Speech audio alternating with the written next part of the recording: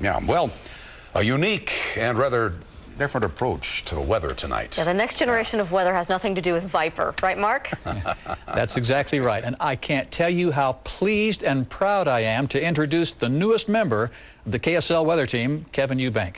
This young man is smart and he knows his weather, and I'm biased, but welcome, Kevin. Thank you so much. It's such a privilege to be here, and it's been a lifelong dream to work alongside my father. No better in the business, and it's just truly a privilege to be here at KSL to continue the fantastic tradition of weather. Let's talk a little bit about what took place today along the Wasatch Front.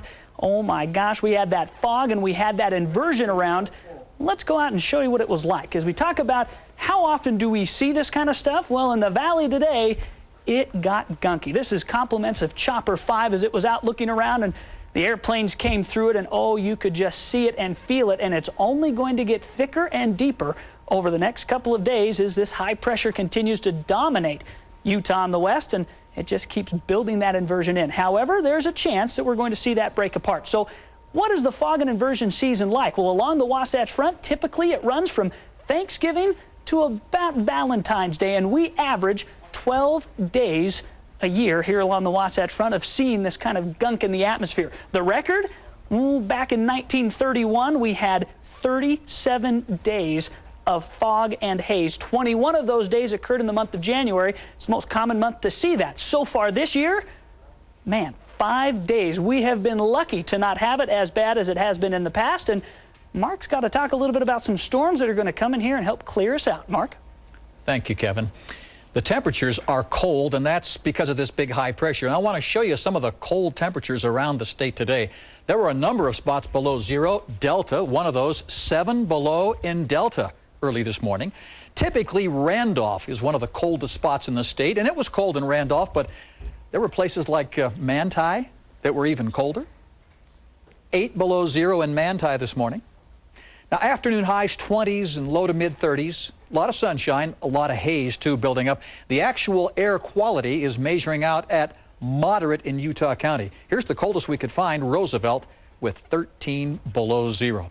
With snow on the ground, there's about 6 inches in Roosevelt, and the high pressure above, it just traps the cold air, and it has a hard time getting out. St. George, no snow on the ground, up to 55, and everything was toasty and nice today. But Kevin mentioned some possible changes. We have a weak low pressure off the California coast.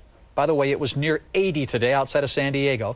This low pressure should come in, and this low pressure will come over the top of a high and dive in. It's possible that this little, we'll call it a San Diego low, it could juice up a little bit and move into southern Utah. At least that's a hope. Southern Utah, you guys need the storminess. Here's the low tomorrow. Still not causing any storminess. The high in the north, inversions. But look what happens on Wednesday.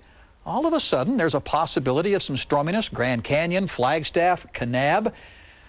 We'll hope that little rain does go through the area. Then the door is open, and we ought to take the top off the inversion, and things ought to get better. Temperatures tomorrow, Price, only in the 30s. 40s around Hanksville. But a lot of sunshine. Nice, pleasant day. A lot clearer than, say, the Wasatch Front.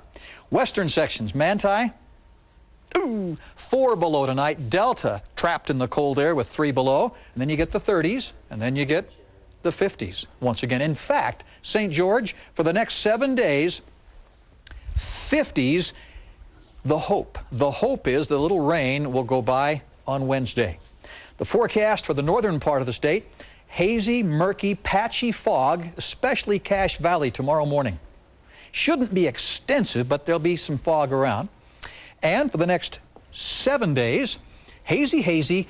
The inversion gets broken Friday. There's I called it a 51% chance of light snow. If you had to call it, you'd say yes, but our confidence isn't terribly high. But my confidence is high that Kevin's going to do a great job. Excited Me to be too. Ours too. It is, yeah. What's the plan? No. Yeah, well, yeah. What schedule? Up until Torino, we're going to be here every night at 10 o'clock, and we'll be working alongside my father, and then we get to spend a good month in Torino doing the Olympic coverage, which is going to be fantastic. What do you have planned there? Anything special? If they'll let me snowboard or luge, we'll try it, but I don't know if they'll do that. We'll have a great time there, and then we'll just continue after that to be doing the shows. Okay. Thanks. All right.